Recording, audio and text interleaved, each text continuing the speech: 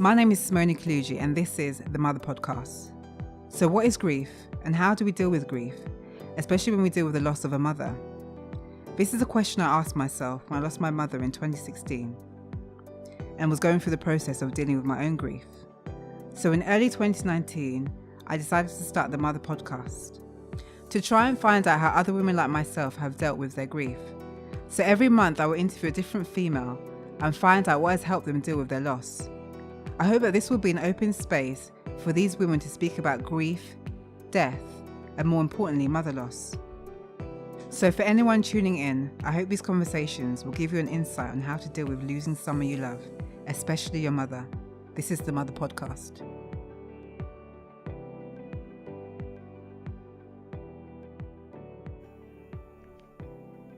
So welcome to episode 1 of the Mother Podcast, and today with me I have the lovely Zoe. Zoe is a designer, maker and materials researcher and tutor. Yes. And Zoe and I know each other because we both studied at textile design at St. Martin's. Yes, we did. many years ago. Yeah. So what have you been up to? Because we haven't seen each other for a little while. Yeah, for the past 3 years. Yeah. So I have been traveling. Mm-hmm. I've been living abroad in South America and in Spain. Amazing. And going from straight up craft textile design to more digital fabrication and now biomaterials. So, amazing. Yes. So it's funny because I, obviously, the reason for the Mother Podcast is because my mum passed away in 2016 from leukemia. And it's weird because I haven't seen you in the past few years. We haven't. But I remember the day actually because I was literally scrolling through my Facebook as you do.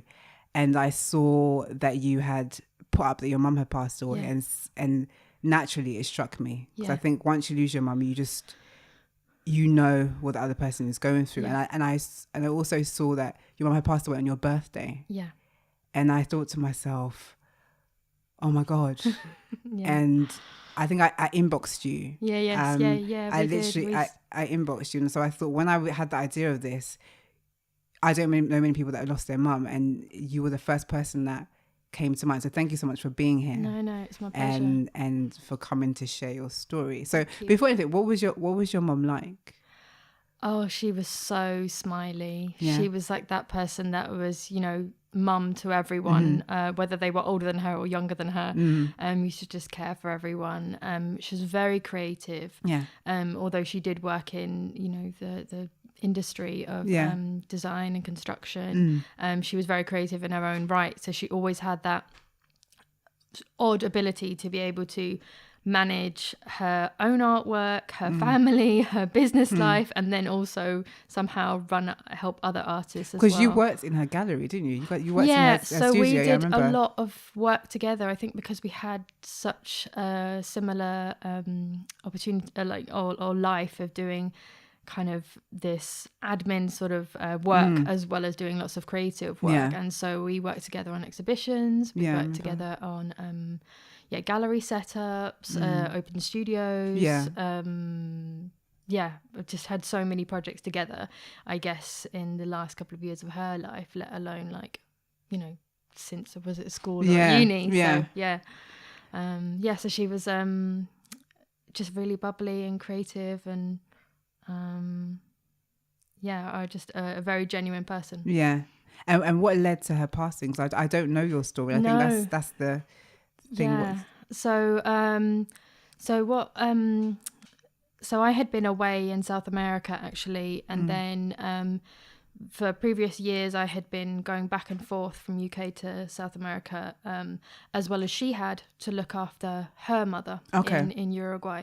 And so we had this thing in common, whereas my sister never went.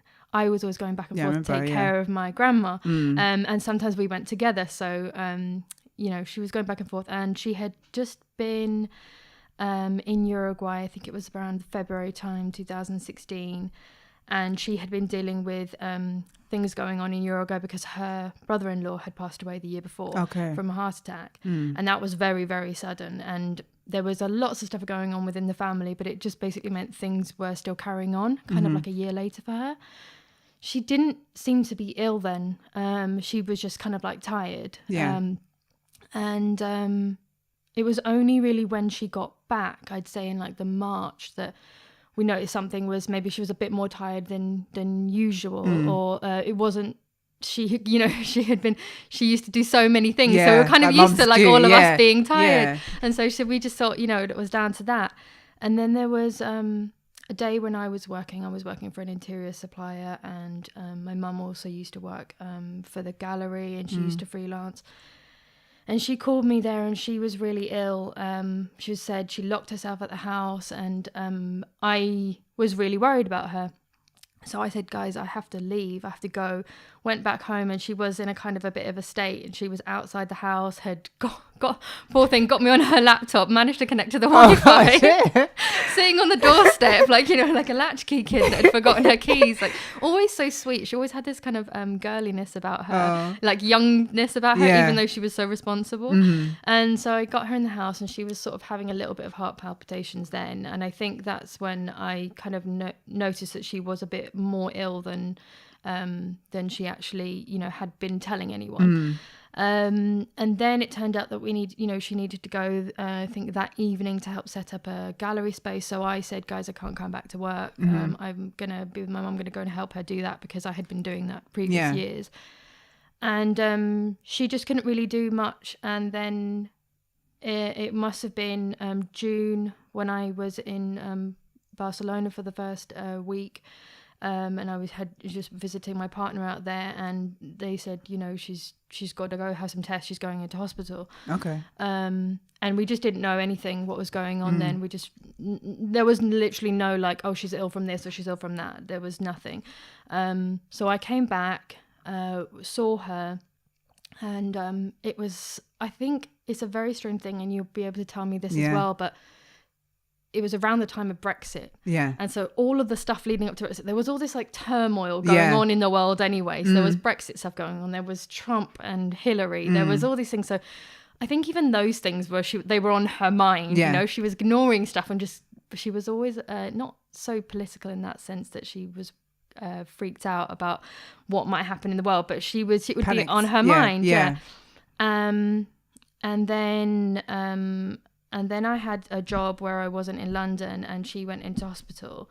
And when I found out when I was away on that weekend, and I was in Glastonbury working. So it was in the worst environment in the world to find out that your parents just gone into hospital. Yeah. And I was really worried, and I just wanted to get back. And then she was in hospital for a week, and we were allowed to visit her sometimes. And they said it was something to do with her heart, but they didn't know what yet. And then I think there was some, I can't remember specifically, but they discharged her from the hospital. Okay. And that was maybe like the 1st of July. And then there was the weekend. And so she was back at home on the weekend. So I spent the weekend with her. Nice. And it was really, really lovely. I went out with my friends because it was going to be my birthday the week, like a couple of days into it on the Tuesday. And spent like whole like sort of like Sunday with her, chatting out in the garden. Like, she used to be a really avid gardener, so she was saying, oh, do this like this and like, cut that like that.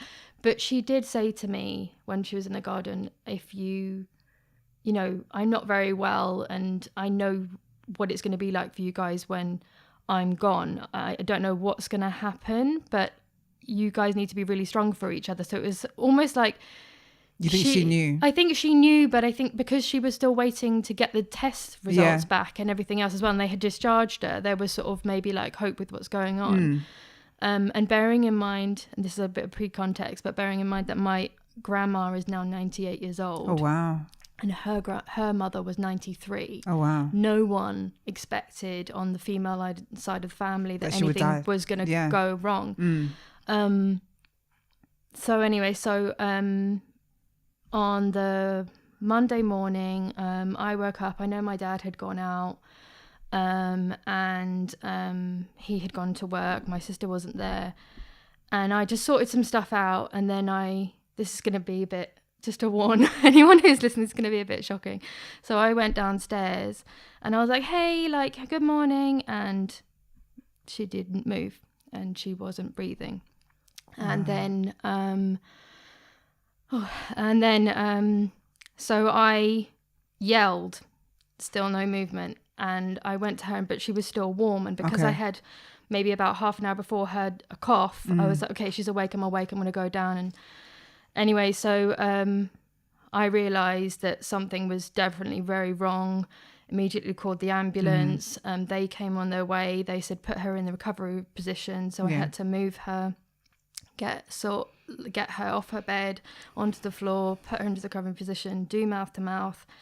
The ambulance arrived, and then after like 5 minutes, they just pronounced her dead. Wow. And so I've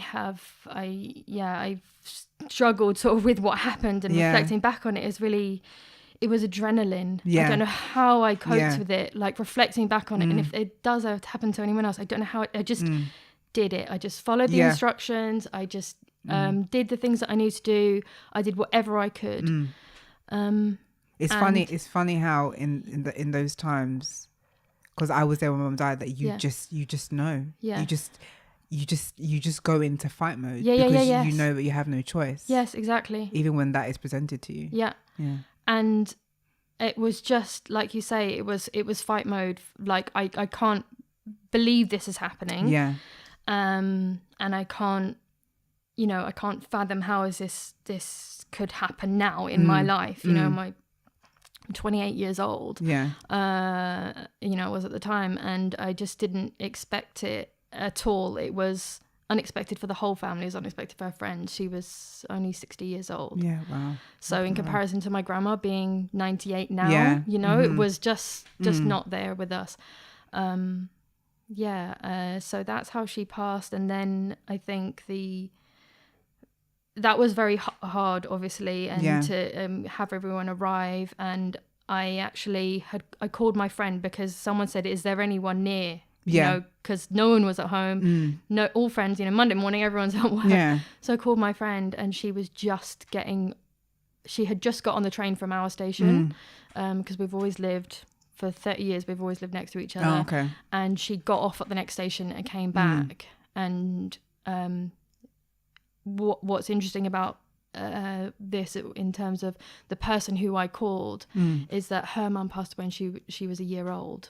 Wow. And so she never knew really her mum, and it was her grandma that brought her up. And because we've always lived around the corner from each other, my mum was like an auntie. Yeah. My mum was sort of filled that position. So to have that person there who at least had known her so completely really was like an amazing support just at that time. And how did you deal with that grief after that moment? Like seeing something so dealing with something that's so shocking. Yeah. How did you deal with the grieving process after that? Yeah. I think almost immediately, because I knew it had happened, and I know I was aware that it had happened. I was believing that it happened, and but I was just in shock. I think I was in total shock. But on top of but I guess with a kind of bit of subcontext to that, I've had lots of people in my life pass away through different like shocking things or sudden things. And 4 years before that, my ex-partner, but his mum had suddenly had an aneurysm. I think I remember that actually, because we were in uni. Because I was sharing about it. Yeah. And so his mum suddenly had an aneurysm, and I was there. We got there, and they turned the machine off. I was there holding her hand when they had to turn the machine off eventually. And so I think in terms of that recent sort of time, I'd experienced the loss of a mother in that sense, because I was quite close to her.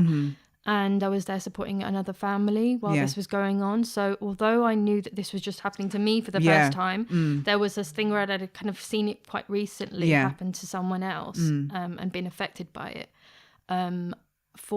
For Lucena's death, actually, I was very upset by it, and so I had previously been through cognitive behavioural therapy, and I went through therapy after she passed as well, because I have had a long sort of thing which has been, depression and anxiety. Yeah. And so I kind of knew when my mum passed that certain things were going to happen, but I think that my biggest challenge was having to tell people. And my sister didn't know it was going to happen. My dad doesn't know it was going to happen.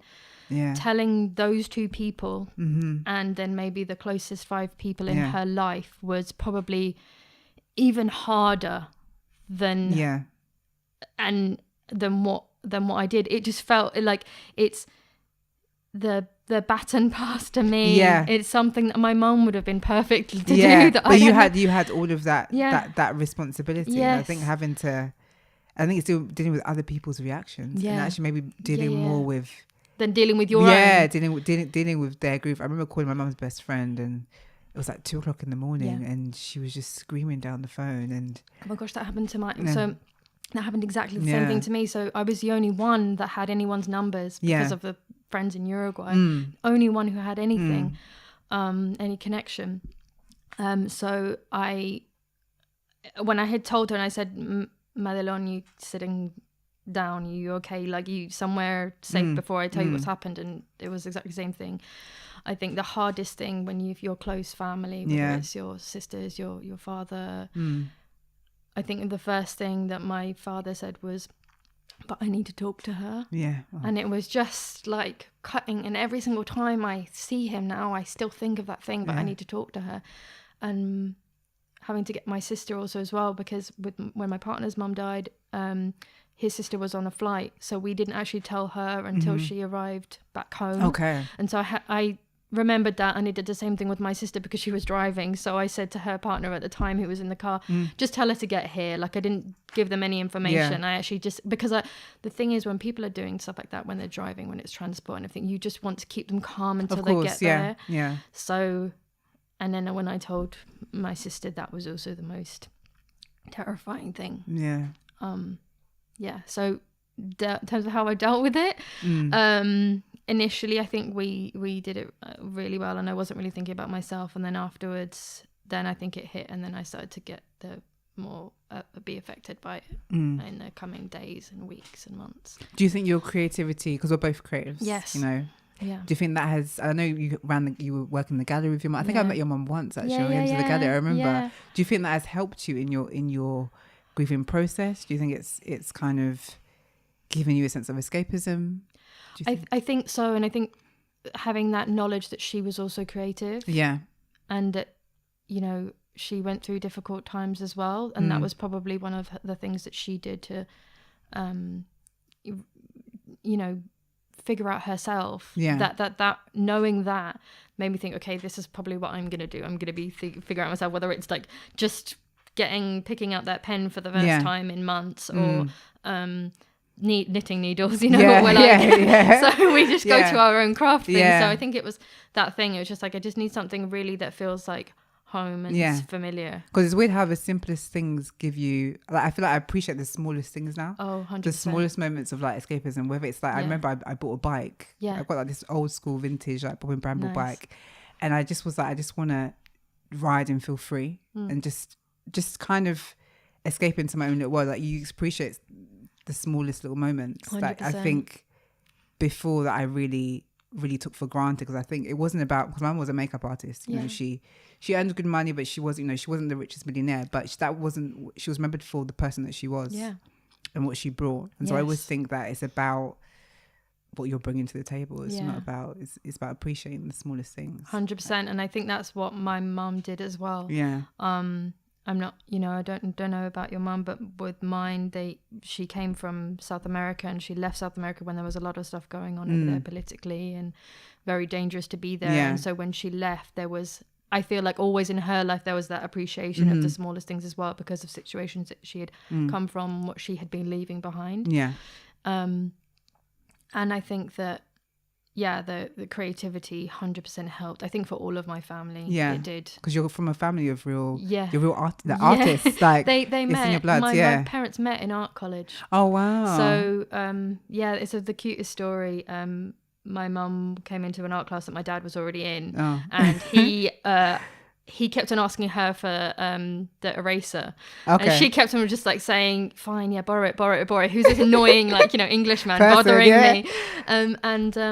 And I think and anyway, she ended up tearing it in half and giving it to him. Oh. Just to get him to leave her alone. But it's stuff like that, like afterwards when we were doing like the memorial service and those sorts of things, those little stories were just so helpful. Because you're telling people about what you know about your mum. Other people are telling you about what you don't know about your mum, and you're just recounting all these things. So you're getting even like a fuller picture than what you had already about that person. So yeah, those kind of creative things like writing stuff down and doing artwork really helped. I think I did mention about you bringing in an object or something that makes you feel closer to your mum or the memory of your mum. What did you bring in? So so we were just talking about earlier. Yeah. So like you, like I have my ring that I always wear, and I'm always taking photos of things because of the research that I do. So I'm always wearing it in my photos. So it's like recognizably, that's my hand. And it's a green jade ring, which was actually her mother-in-law's, and her mother-in-law gave it to my mum. Okay. And this was before she passed away. And then this was in with her jewelry, and both my sister and I tried it on, and it didn't fit my sister, and so I have just been wearing it ever since she passed away, and it needs fixing because it makes a noise because it's so old. But it's that kind of thing. Okay, well, it's like, grandma used to wear it when she was gardening, mum used to wear it, when it matched her outfit, and that kind of thing. It's weird how just little objects and things that bring you so much comfort. Because I was someone that my mum didn't necessarily, I didn't think, like, she wore this ring all the time, like every day. And when she was in hospital, her hands swelled up so much, I had to cut it off her fingers. And we had a thing where we weren't sure whether did we want to bury her with the ring, or would she want us to have the ring? Because we were just like, we never had those conversations around like death. We never spoke of it because I was saying earlier in my introduction that I didn't even know that we had to bury my mum in a wedding dress. In our Ghanaian tradition. So my sister and I had to go and find it, searching for fabrics, and I thought, God, she should be helping me with my wedding dress, and I'm talking about burying her in a wedding dress, and all these things. You think, would she want to keep it, and should we take the ring? Would she want to go with it? And we really thought about it between us, and we thought, no, she'd want us to have it. I think when I see it, reminds me that yes, I need to get married at some point. Snap and high five on that one. Because it's her original engagement ring, but I think if I'm not wearing it, I'm like, oh my God, where is it? And I feel the same. Just, you do feel like a sense of them being a lot closer, just like through just something that they wore, something that was there. Something it's true. I mean, all of my little things. I mean, I did bring a top of hers as well, which she bought when she was in Mexico visiting a friend in like the 80s. And there's certain items with clothing that I would always see her in, or I would, those are the things that like my sister and I kept, because obviously we can wear them too. We can keep on wearing, and there's the kind of things that, like, my grandma passed this ring down to her daughter-in-law, my mum. I could see passing certain things down to future generations, which that is always a really positive thing to think. Okay, there's things you're not going to be able to keep because it's a whole person's life of things. And especially when you're creative, you always have triple the amount of stuff. That's true. But the fact that you can think, okay, this is a positive thing that I'm going to keep, that I'm going to pass down, that I'm going to cherish. And I think when you have that thing where are going to be going through, your mum's personal items, that you have to, make those decisions. They're really hard, and I admit I'm still going through them. It's almost 3 years later, and I'm still going through things because I just can't do it all in one go, and I'm the person that will make decisions. It's funny because you're the eldest, aren't you? And I'm the middle child, so my sister's the eldest. I think after my mum passed, I think it was the complete opposite. My sister, we went into we organised all her things. It was very quick actually. So we organised what was going to the charity shop, and my sister kind of just wanted to get everything organised. I think I wasn't maybe as ready, but we had organised like things were going to charity, things we were keeping, and it was very quick that we almost didn't have time to think. Because suddenly it's like, the space is so different. And we were doing that. We were doing that, and then someone said to me that this woman I spoke to, their husband had passed away. Her husband had passed away, and she said about her putting everything in one room and not being able to deal with it yet. Mm. And I think everyone has seen that Marie Kondo things. And I think one of the things Oh, she yes. says in hers is that, you know, maybe you leave it to the first thing, or you leave it to the last thing, or you go to it being one of the first things. And I think you just have to do it in your own time. But I think that definitely there is a thing of grieving and just having those, because I always just hear, you know, people's stories of, oh, this is my mum, this is my grandmother's old, you know, jumper. Yes. You kind of brush it off. But once you lose that person, it becomes everything to you, completely. But I know you've spoken about it, but what do you think has been the hardest thing to deal with since losing your mum? I know for myself, it's been the things that she won't, you know, be here to see, like me get married and have children. But what's been the hardest thing, do you think? For you? Well, I'm not sure about with you, but the fact that her mum's still alive, and the fact that she's so far away has been it's always been really tough on our family. But I think that has been really, really difficult because it is her childhood things that are also at that home. And even now, we've been having to discuss this because my grandma is so old, and that is a kind of like a really hard thing to. I know I'm going to have to go back, and I haven't been back since 2015, so before my mum passed, and to think that I'm going to be literally walking in her footsteps, and it's just even the thought of the things that I'm going to have to do sometimes that are too much and that are really difficult. So you tend to avoid certain things that are going to be so difficult. But my sister and I think we're in a position now where we're much closer. As sisters, it's just the two of us, and we're much stronger together, and I think we can both safely say that we're both now do that. And we'll go back to Uruguay and visit, you know, her childhood home, visit other family there, visit her friends, because the thing is, my memories of going there are of her. You know, and it's that country is so associated with her for me that I can't. I see a Uruguayan flag and I'm just like, Mum, immediately. I know it's like a whole country there, but I just think of my mum, and it's that kind of thing. And so I think having that connection there, and that's been really difficult, and not being able to go and say hug the people that she left behind, or that she had connections with. That's tough. Because I guess you remind them of her, because they expect it's something. Okay, so we didn't have a funeral service. We had a memorial like service, and everyone was wearing colour. And we said that because Mum wouldn't want us to wear black, and so everyone wore really colourful stuff, and we had it in a kind of gallery space. Amazing. So it was very much like her life, you know. But someone said to me at that moment in time, like, Jilly's the only person that's kind of missing, and you sort of feel like that from that moment, and stuff like that, like people telling you things like that, you know, they see you and they expect to see her, and I think that's what I'm also worried about, that. But I think you'll probably say the same as just having your father there, who didn't expect to not be living without his wife, and that's really tough, like to just think about his life later on and his future and what Mum would have wanted, and how they were supposed to retire together, and all these sorts of things, and just thinking about him and losing him is really, really tough, but knowing that that's gonna happen as well soon, and but you got that strength there. But you know, I think when my dad started talking about losing his parents, that was quite that was quite poignant for me as well, because he's sort of like, he's been through it. And I think when you start to talk to people that have been through it, no matter what age they are, I've had friends who've lost their parents since, and it's tough. But I think, like this podcast, you are drawn to the people that are going through the things that you've gone through, and it's really important that whether you're right in the same country or you're not, like, you know, that you can share that. So I think. It's you always think about the parent that's left behind, and the other members of the family that's left behind. That's really tough. No, 100%. Because my grandmother, like yours, my mum's mum is still alive. And I actually recently went back to Ghana in the summer, and that was tough.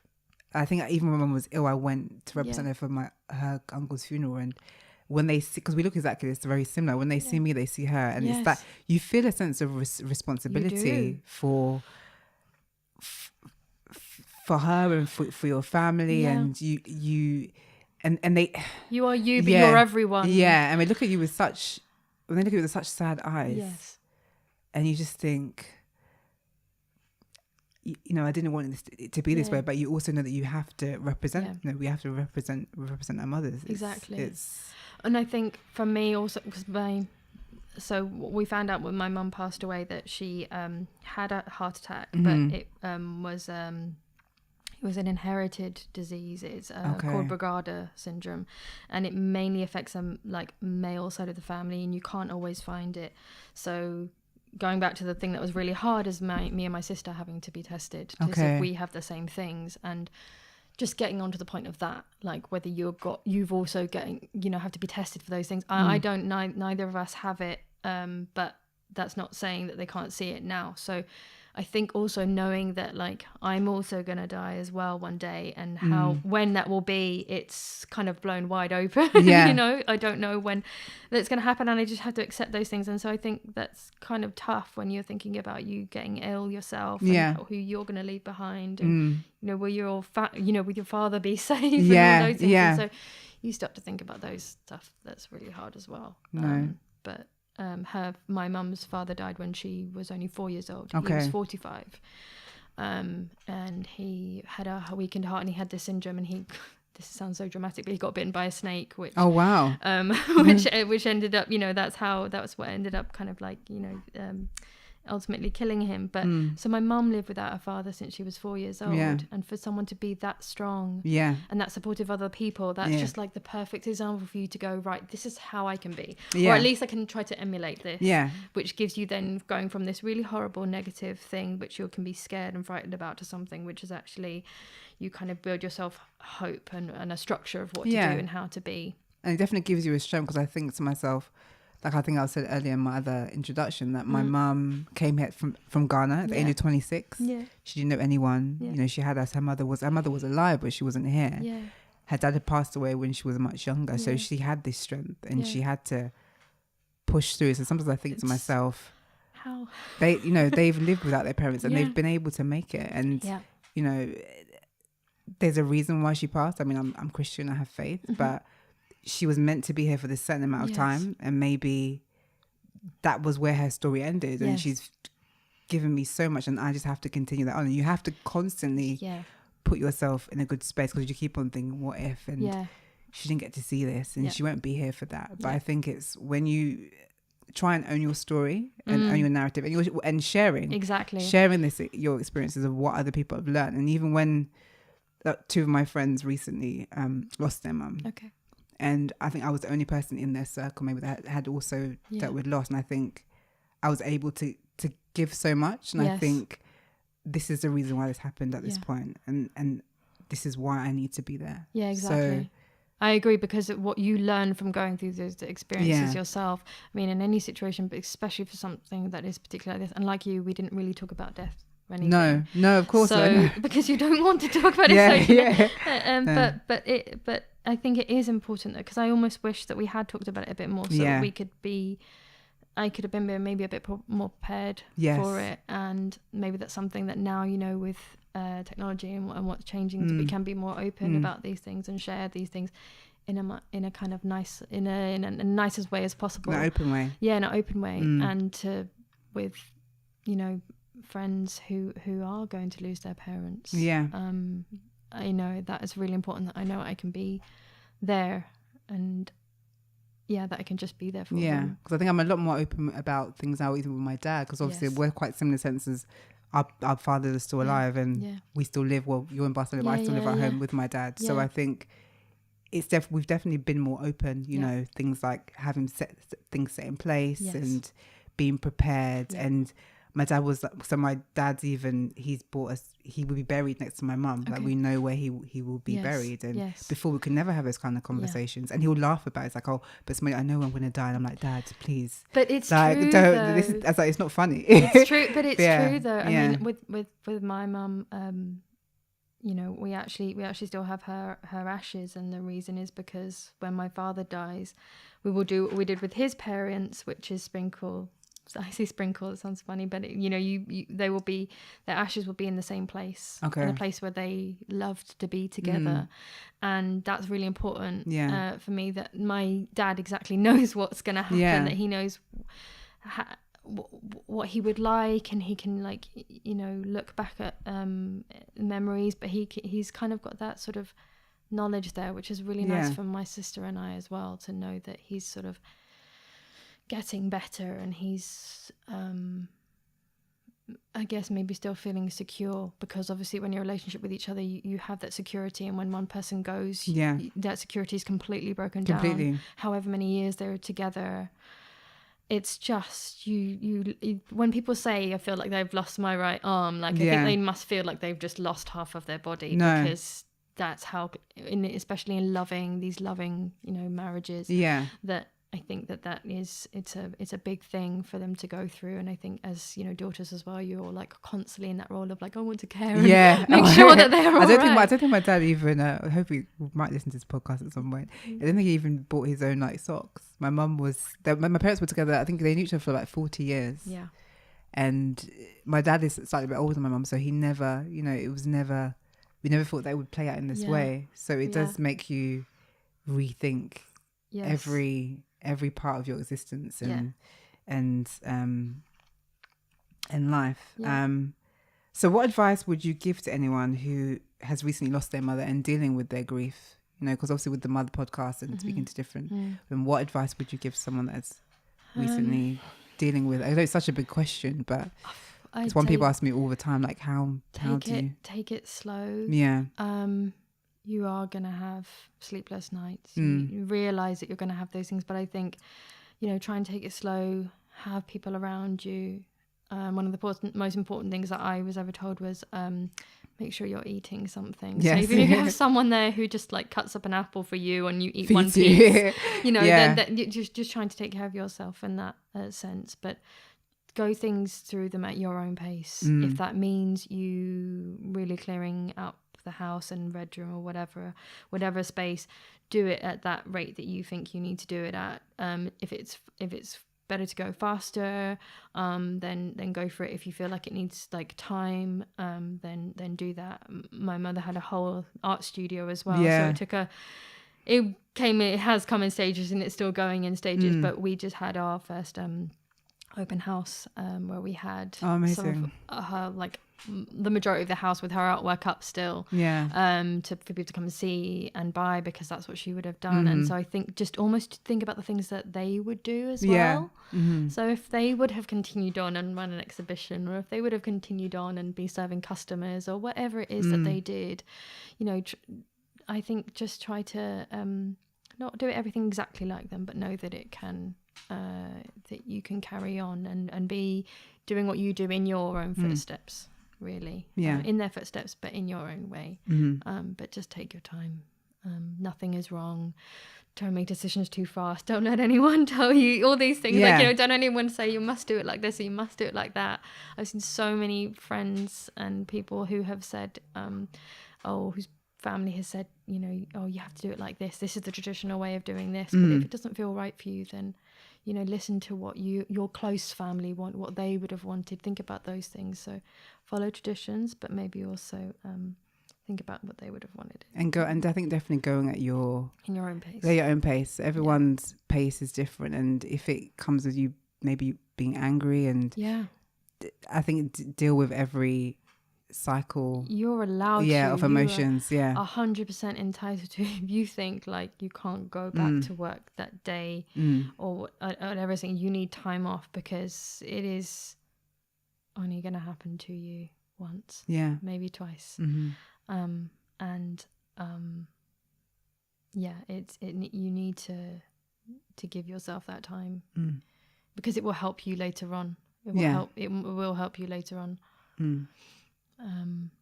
And what would you say are the most important lessons that you've learned? That's a big question. Yeah, it is a big question. But I think from her passing, that things end. Yeah. That things end. That that's I think the biggest thing, that because you do see your parents as invincible and everything in life, and I think it's just, even in our creative like careers, you know, we talk about it all the time, circular design, sustainability, all this sort of thing, and you think, okay, but these things have to end, and people have gone before us, and I think, but that's probably the biggest lesson, but that there is an after, because there are times you just don't feel like going, you don't think you can go on, and I've definitely had those, and not known what to do about it, but the things end and things go on. That's a very conflicting message. No, but I think it's the thing that lesson. it sounds so cliche, but not taking life for granted. Yes. And that to appreciate the smaller things, because they will have as well. My mum certainly did. So don't take those things for granted. Tell people stuff. I've certainly been telling people more things. Yeah. You know, how I feel or how I think, just since, because I just think that I can't not wait. I can't not say something. Yeah. You know, I can't not share how I feel, because I think it wouldn't be right. Yeah, 100%. Yeah.